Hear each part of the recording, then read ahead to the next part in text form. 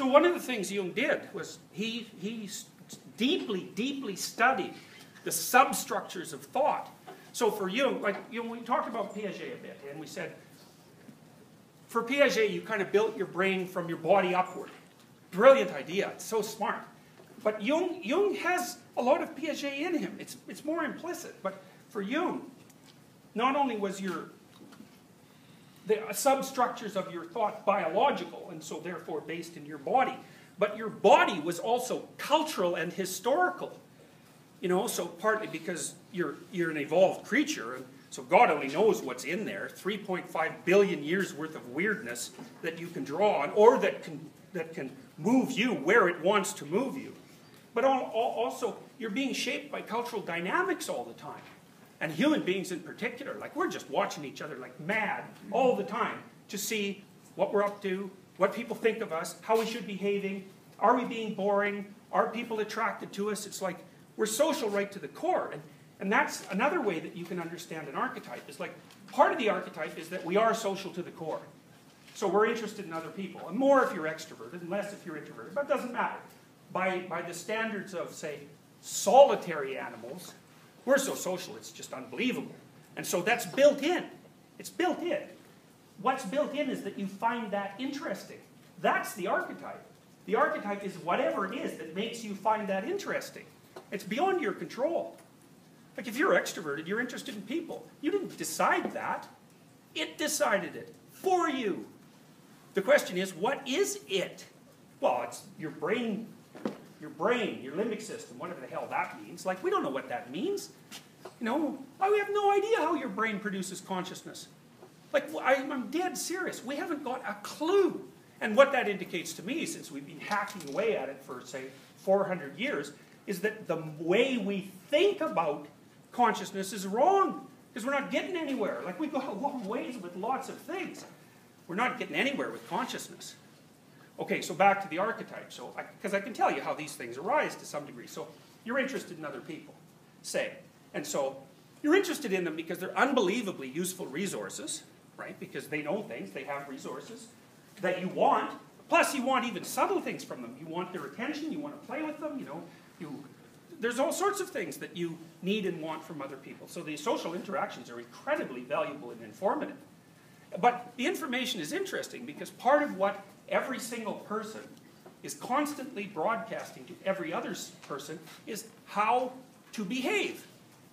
So now, if you meet someone and let's say you find them interesting, well, I can tell you that the more ideal they are, assuming you're not too warped, the more ideal they are, the more you're going to be interested in them. Because that actually is what defines ideal. Like, as you become ideal, you could say that is also the same as becoming high status. As you become ideal, then you're interesting to people.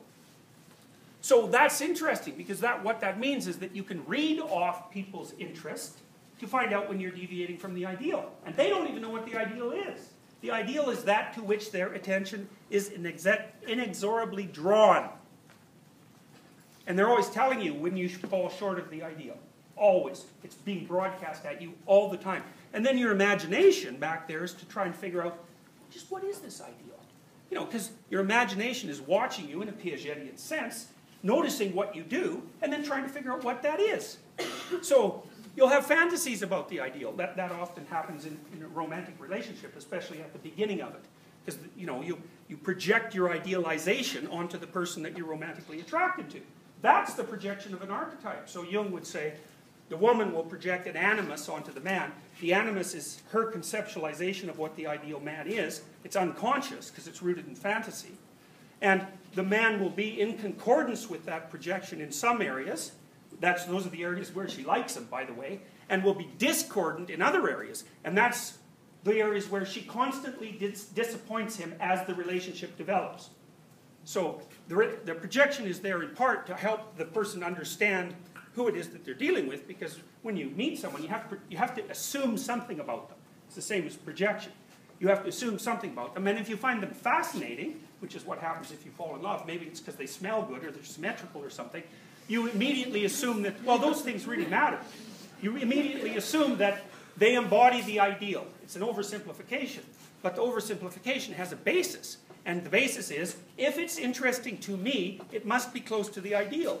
Well, yeah, except the person that you're going out with, attracted to, is warped and bent and flawed and twisted in, 300 ways, and you'll find that out soon enough, just as they will about you. And that often just blows the relationship into bits, because the person will say, well, she wasn't who I thought she was. It's like, well, whoever said she was who you thought she was?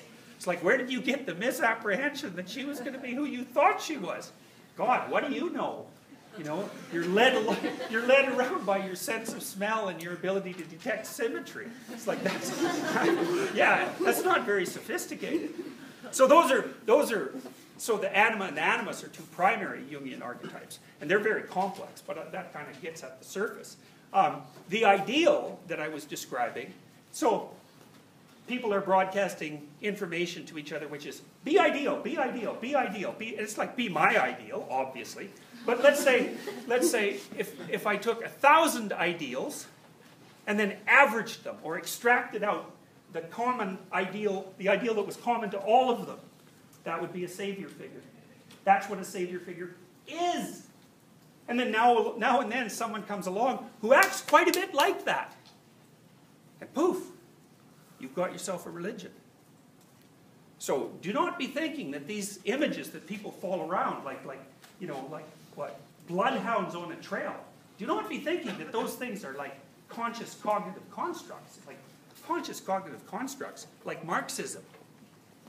They last like 50 years and they kill 100 million people, and then that's the end of that. A good religious system, man, that'll keep a culture going for like 3,000 years. And even at the end of it, it doesn't disappear. We know that the story of Horus and Osiris, for example, drove Egypt, like Catholicism drove Europe, for like 3,000 years. That's a long time. And then it turned into Christianity. So it's not like it disappeared.